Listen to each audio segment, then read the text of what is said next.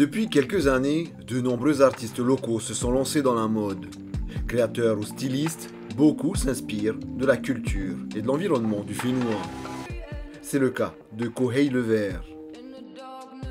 Originaire de Bora Bora et du haut de ses 22 ans, Kohei a lancé sa ligne de vêtements et a ouvert sa boutique il y a 2 ans dans un quartier branché de Bali. La mode, ça a toujours été quelque chose que j'aimais. Mon grand-père est artiste, c'est un photographe et ma grand-mère travaillait aussi dans la mode en tant que couturière, donc je pense que ça se transmet de génération en génération. Si ces créations sont fabriquées à Bali, Kohei s'inspire des formes et des couleurs du Fénouin.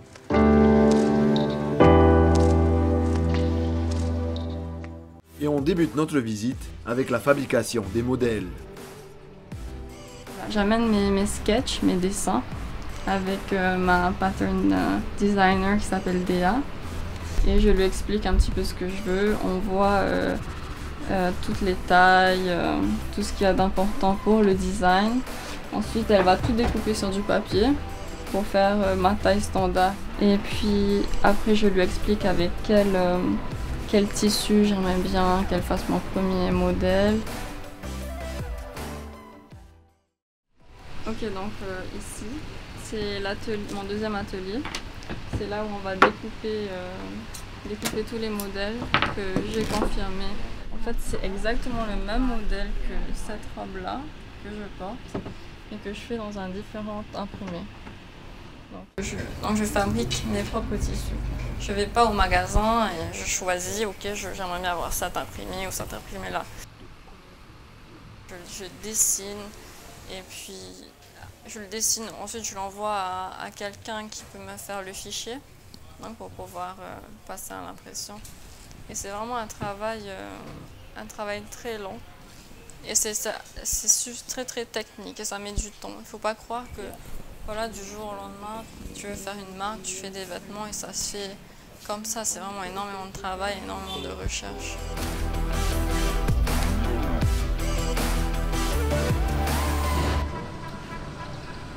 Donc ici c'est la troisième étape. C'est là où on va confectionner les vêtements.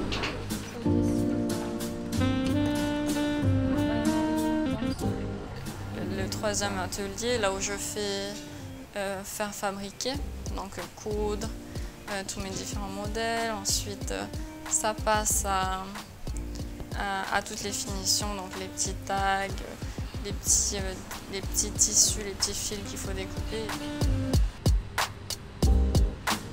Il faut vendre quelque chose de qualité, des vêtements de qualité, parce que les personnes, sinon, elles vont plus revenir dans ton magasin et elles vont pas considérer ta marque comme un produit haut de gamme et un produit du coup qu'elles peuvent mettre tous les jours, parce que dès qu'elles vont elles vont laver leurs produits, tous les fils vont s'enlever. Il faut vraiment faire attention à la qualité. Je dirais que mon style, c'est un mix entre le vintage tahitien, les tendances d'aujourd'hui, mais en même temps j'essaie de rester très minimaliste.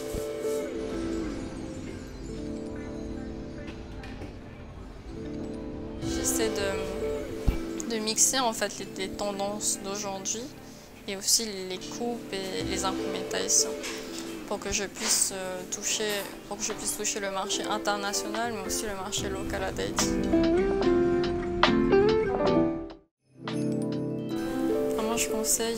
Je conseille aux jeunes en Polynésie, s'ils ont l'occasion, s'ils ont l'opportunité de voyager un petit peu, plus, de voir ce qui se passe à l'extérieur, de s'inspirer. Peut-être que ça va leur donner une idée, qui sait, pour commencer quelque chose à Tahiti ou développer aussi. Pour moi, c'est très important de suivre sa passion et faire vraiment ce qu'on aime. Je pense que c'est aussi ce qui permet de réussir dans la vie. Donc, quand tu ouvres ton propre business et tu fais quelque chose qui te passionne, c'est que comme ça que ça peut se développer en bien et que tu peux être heureux à la fin. La main-d'œuvre et les matières premières coûtent beaucoup moins cher qu'à Tahiti. De plus en plus d'entrepreneurs y installent leurs entreprises. À l'instar de Kohei, bien d'autres artistes font faire leurs vêtements à Bali.